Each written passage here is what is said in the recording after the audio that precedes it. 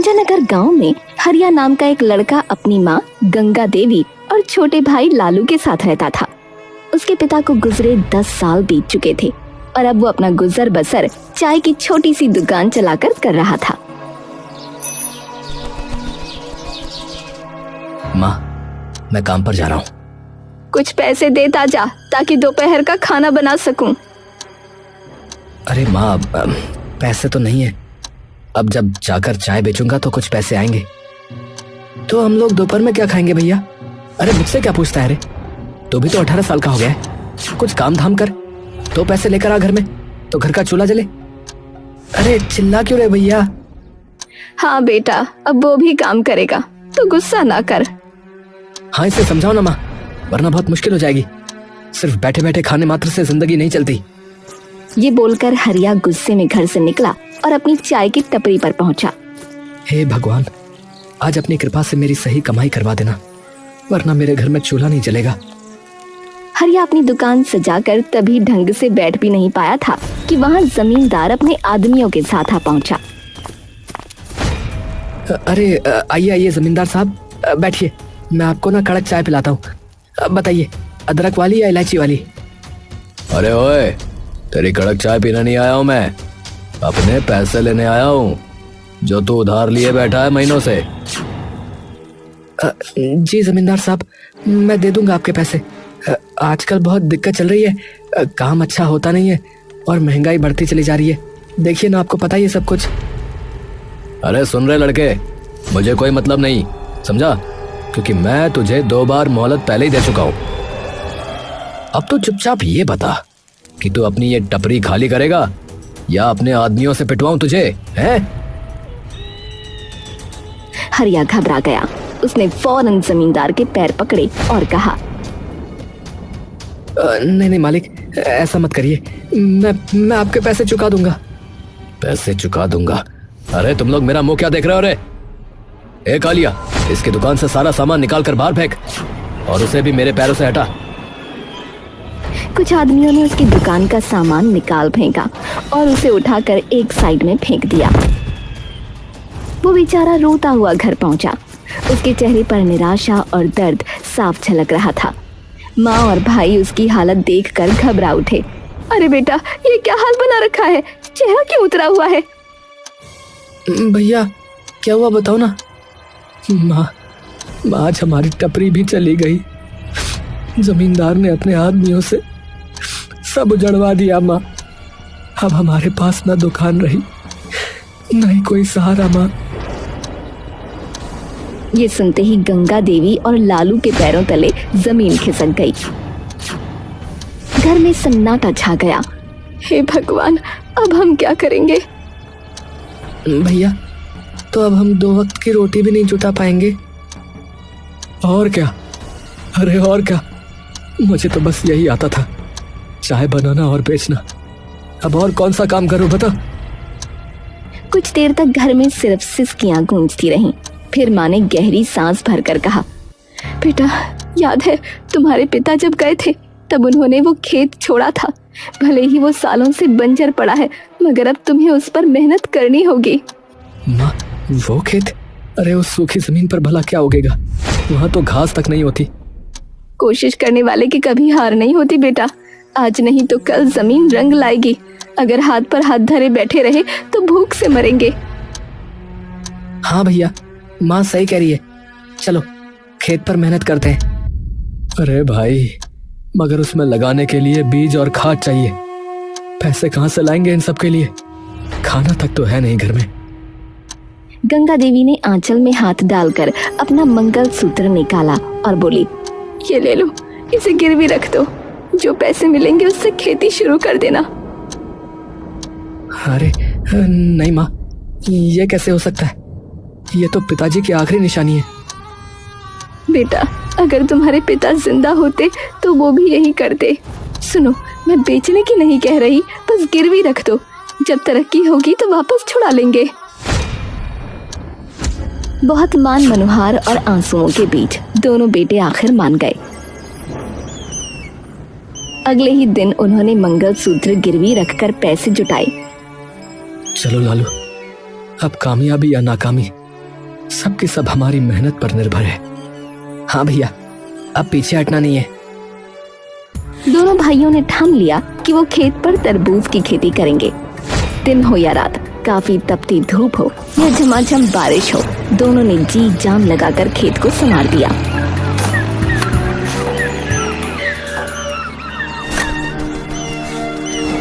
हाँ, देख लालू, मिट्टी की खुशबू बदल रही है।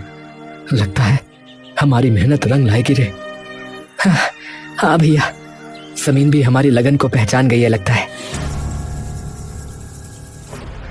और सचमुच कुछ ही महीनों में खेत बड़े बड़े हरे भरे तरबूज से भर गया।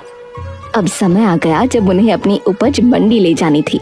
दोनों भाई बैलगाड़ी में तरबूज भरकर मंडी पहुंचे।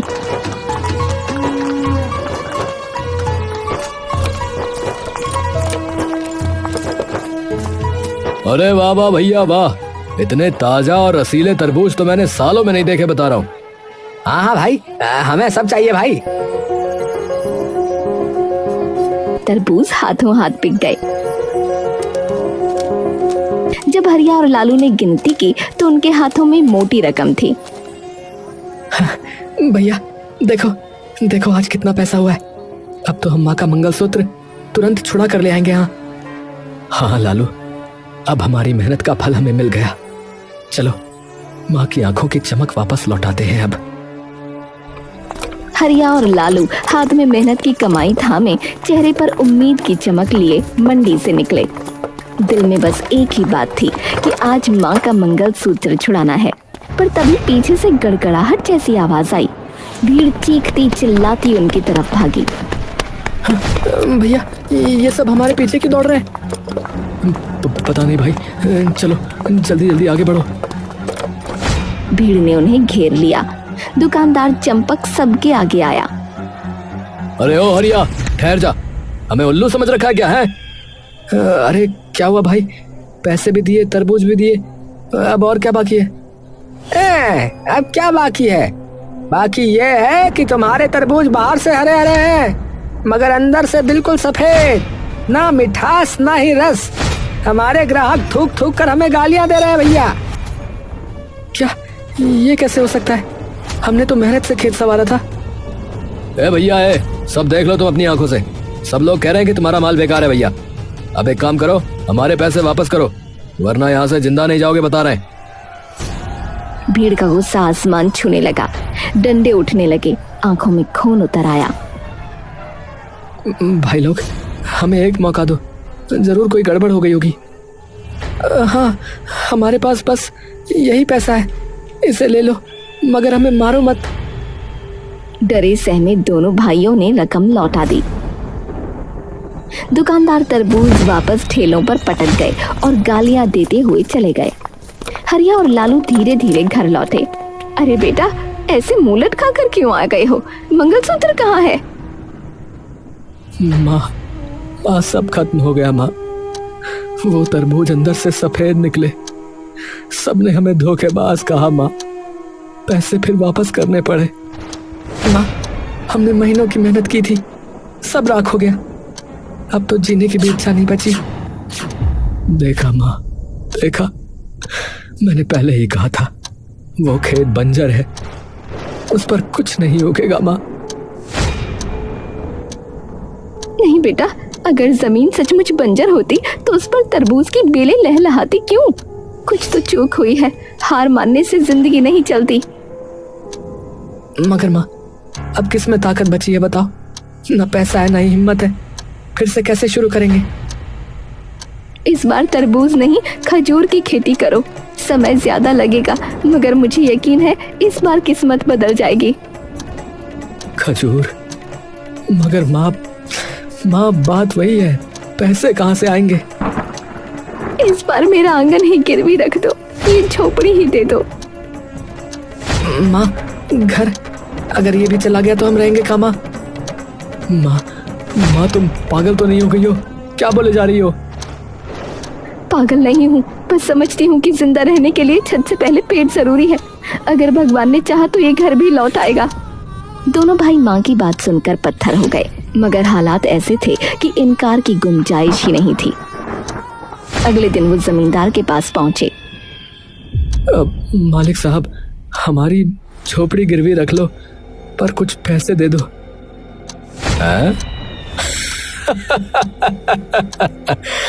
तुम्हारी झोपड़ी? अरे वो माचिस की डिब्बी जैसी जगह मेरे किस काम की भाई? मालिक, वो सड़क किनारे है, अगर आप वहां कुछ बनवाएं तो उसकी कीमत आसमान छू लेगी। जमींदार की आंखों में लालच चमक उठा। उसने सोचा, सही कह रहे हैं, सड़क किनारे की जमीन सोने से कम नहीं होती। ठीक है, झोपड़ी मेरे पास रखो और लो, ले जाओ पैसे। मगर याद रहे, अगर पैसे समय पर ना चुकाए तो समझो झोपड़ी हमेशा के लिए मेरी। क्या समझे? बेबस हरिया और लालू ने शर्त मान ली और पैसे लेकर लौटे। इस बार दोनों ने खजूर की खेती शुरू की। समय बीता, साल बदला और मेहनत रंग लाई। खेत में खजूर के पेड़ लहलहा उठे, उनकी डालियां फलों से झुक गईं। देखो लालू, बगीचा कितना प्यारा लग रहा है, देखो। हाँ भैया, अब मंडी में सबको मुंह तोड़ जवाब देंगे। दोनों भाइयों ने खजूर के टोकरे तैयार किए और मंडी पहुंच गए। अरे लो जी लो भैया, ताजे खजूर, जरा देखो तो, इस बार हमारी मेहनत का फल चखो। अरे हाँ, बहुत देख लिया तुम्हारा माल है। अब की बार बिना देखे ही कहता हूँ कि ये सब बेकार है, नहीं चाहिए भैया, आगे बढ़ो। हाँ, हम नहीं खरीदेंगे, तुम दोनों धोखेबाज हो भैया, जाओ यहाँ से। अरे भाई, कम से कम देख तो लो, एक बार चख तो लो, फिर कह देना खराब है। ए भाई, कहा ना यार, हमें नहीं चाहिए, चलो भागो यहाँ से, वरना अच्छा नहीं होगा, बता रहे हैं। भीड़ फिर से शोर मचाने लगी। दुकानदारों ने बिना देखे ही खजूर ठुकरा दिए। अपमान से झुके सर और टूटे दिल लिए हरिया और लालू मंडी से वापस लौटे। भैया, लगता है किस्मत ही हमसे रूठ गई है। हाँ लालू, मेरी तो समझ में ही नहीं आ रहा है कि अब क्या करेंगे। हरिया और लालू मंडी से अपमानित होकर लौटे। चेहरों पर निराशा की कालिक थी। घर पहुंचकर उन्होंने माँ को सारी आप बीती सुनाई। क्या बिना देखे ही लौटा दिया? अरे भगवान, ये कैसा अन्याय है मेरे बच्चों पर। हाँ माँ, अब तो लगता है कि इस धरती पर हमारे लिए जगह ही नहीं बची। तीनों कुछ देर तक खामोश बैठे रहे। सन्नाटा इतना गहरा कि मानो वक्त भी ठहर गया हो। अचानक गंगा देवी के चेहरे पर चमक आ गई। रुक जाओ, इतनी जल्दी हार मानना पाप है। पहले ये तो देखो कि ये खजूर वाकई बेकार है या नहीं। माँ, क्या फायदा जब मंडी वाले ही नहीं मानते तो। चुप, बिना चखे फैसला मत करो। ले आओ ये खजूर। तीनों ने खजूर तोड़े और खाने लगे। अरे अरे वाह, ये तो गजब के मीठे। सच कहूं तो मैंने इतनी स्वादिष्ट चीज अपनी जिंदगी में नहीं चखी। देखा, ये कोई साधारण खजूर नहीं, ये तो वरदान है। मगर कमी है हमारी सोच में। मंडी वालों की दया पर जीने की बजाय हमें खुद रास्ता बनाना होगा। पर माँ, कैसे? मेरे पास एक उपाय है। हम इन खजूरों की बर्फी बनाएंगे और सीधा गांव वालों को बेचेंगे। बर्फी? खजूर की?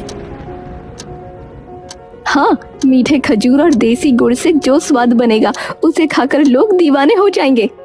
हरिया को थोड़ी उम्मीद जगी। वो तुरंत बाजार की ओर भागा और गुड़ खरीद लाया। गंगा देवी ने खजूर और गुड़ को मिलाकर रात भर चूल्हे पर पकाया। भट्टी की आंच, माँ के हाथों का जादू और उनकी आस्था, तीनों ने मिलकर बर्फी तैयार कर दी। माँ, ये तो चमचमाते सोने जैसी लग रही है। हाँ भैया, अब देखते हैं गांव वाले क्या कहते हैं। अगले दिन दोनों भाई टोकरियों में बर्फी भरकर गांव की गलियों में निकल पड़े।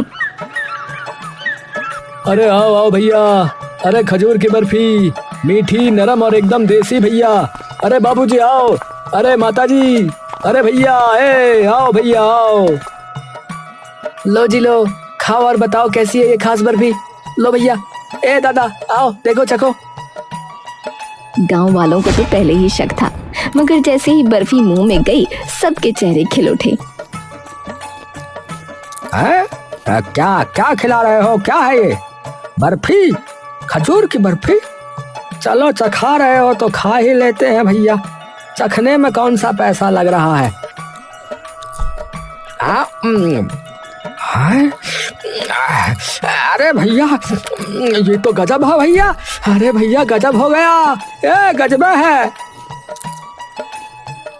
अरे भाई और मिठाई तो छोड़ो, ये तो बिल्कुल दवा की तरह ताकत दे रही है। मेरे तो हाथ पैर में दर्द था, लेकिन अब मुझे काफी अच्छा महसूस हो रहा है भैया ये खा के। एक काम करो भैया, मेरे लिए आधा किलो तोल दो। हाँ, और मेरे लिए 1 किलो भाई।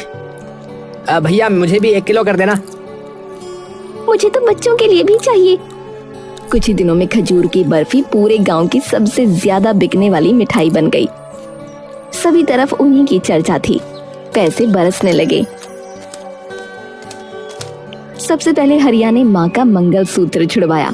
मंदिर जाकर उसने माँ के हाथों में उसे डालते हुए कहा, माँ ये सिर्फ कहना नहीं, ये हमारी इज्जत है। आज फिर से आपके गले की शोभा लौटी है। भगवान करे ये कभी दोबारा न छूटे। अब सिर्फ झोपड़ी छुड़वाने का सपना बाकी था। परिवार की आंखों में नई उम्मीद थी, मगर उनकी तरक्की देखकर जमींदार के दिल में आग लग गई। अरे धत तेरे की, ये गरीब अब अमीर बनेंगे? ऐसा नहीं हो सकता, नहीं हो सकता ऐसा। अगर इनके खजूर ऐसे ही बिकते रहे तो कल को तो ये हमारी बराबरी करने पर आ जाएंगे। तो मालिक करना क्या ये बताओ। अरे रात में जाओ रे कमबख्तों, और इसके सारे खजूर चुरा के ले आओ। सुबह सूरज निकले उससे पहले खेत खाली होना चाहिए। जमींदार ने योजना खतरनाक बनाई, मगर किस्मत से उसकी बातें मंडी के दुकानदार चंपक ने सुन ली। अरे भैया ये तो घोर अन्याय है, मेहनत से उगे खजूर यूं चुराना। नहीं नहीं, मैं हरिया को बता दूंगा। हाँ। चंपक ने फौरन जाकर हरिया को सब बता दिया। अरे भैया सुनो, एक अंदर की बात है। जमींदार जो है तुम्हारे खिलाफ साजिश कर रहा भैया। आज रात उसके आदमी तुम्हारे सारे खजूर चुराने वाले हैं। मैंने सुन लिया था भैया, तभी बताने आ गया। क्या हमारे खजूर? धिक्कार है ऐसे जमींदार पर, हमारी मेहनत का फल चुराने की हिम्मत कर रहा है वो। बेटा अब ये वक्त है हिम्मत दिखाने का। अगर तुम आज डरे तो हमेशा दबे रह जाओगे। नहीं माँ, आज मैं सबक उसे जरूर सिखाऊंगा। हरिया ने एक योजना बनाई और उसने खजूर के पेड़ों पर खुजली वाली जड़ी बूटी लगा दी। फिर जब आधी रात को जमींदार के गुंडे आकर खजूर तोड़ने लगे तो उनके पूरे शरीर में खुजली होने लगी। अरे भाई मुझे ये खुजली सी हो रही है। अरे अरे अरे ये हाथों में खुजली हो रही है। अरे भाई, अरे अब तो पैरों में भी होने लगी भाई। अरे यार ये क्या हो रहा है? अरे मेरी मैया, अरे पूरे शरीर को फैल गई भैया। अरे अरे भैया पूरी खुजली खुजली हो रही है। अरे भाई मुझे तो ऐसा लग रहा है जैसे चींटियों ने बारात निकाल ली हो मेरे शरीर के ऊपर। ए भैया। अबे यार खजूर बाद में, सुनो पहले खुजली उजली रोकने का इलाज लाओ भैया। अरे कुछ ही पलों में सब आदमी पेड़ छोड़ कर सड़क पर ऐसे भागे जैसे उनकी कमर में आग लग गई हो। पूरा मंजर देखकर हरिया, लालू और चंपक ठहाकों से लोटपोट हो गए। अरे भाई मैंने तो बहुत तमाशे देखे, लेकिन इतना शानदार कॉमेडी शो पहली बार देख रहा हूँ भैया। जब सब भाग गए तो हरिया ने चंपक से पूछा, अरे चंपक भाई एक बात बताओ, आपने हमारी मदद क्यों की? तुमने तो कहा था कि हमारे खजूर बेकार है। अरे अब क्या बताऊं हरिया, जमींदार ने ही हमें भड़काया था भैया। उसने कहा था कि तुम्हारे फल कोई ना खरीदे ताकि वो फिर तुम्हारा घर हड़प ले, इसलिए तो ये सब उस जमींदार का खेल था। लेकिन अब देखना, मैं अपना घर छुड़वा कर ही दम लूंगा। हाँ। अगले दिन अचानक शहर में एक आदमी आता है और हरिया से कहता है, तुम हरिया हो ना, जो खजूर की बर्फी बेचते हो? जी, आप कौन? देखो भैया, शहर में मेरी कई सारी मिठाई की दुकानें हैं, लेकिन जब से कुछ लोग यहाँ से खजूर की बर्फी खाकर गए हैं तो वो उसी की बात करते रहते हैं, और मेरी दुकानों पर भी उसकी मांग बहुत बढ़ गई है। इसलिए मैं चाहता हूँ कि तुम हमारे लिए खजूर की बर्फी बनाओ भैया, हम तुम्हें अच्छा दाम दे देंगे भाई। अरे ये तो बहुत खुशी की बात है। तो आपको कितनी बर्फी चाहिए होगी? पहली बार में 10 से 20 किलो भी दे दोगे तो चलेगा, लेकिन मुझे ज़्यादा चाहिए होगी भैया, क्योंकि मेरी 5 दुकानें हैं। ठीक है भाई साहब, आपको मिल जाएगी। अच्छा ठीक है, फिर ये लो पैसे एडवांस। वो आदमी एडवांस पैसे देकर चला गया। बेटा, इतना बड़ा ऑर्डर, आज मुझे लग रहा है कि मेरी तपस्या सफल हुई। सच में माँ, विश्वास नहीं हो रहा है। कुछ ही महीनों में हरिया और लालू बहुत अमीर हो गए और वो अपना घर छुड़वा लेते हैं। तुमने हमको और सभी गांव वालों को बहुत सताया जमींदार, लेकिन याद रखना, अब हम तुमसे ज्यादा अमीर हैं, और इसीलिए अब कोई समझदारी दिखाने की कोशिश मत करना। हाँ? अरे नहीं नहीं भाई, मैं आपसे कभी ऐसा नहीं करूँगा।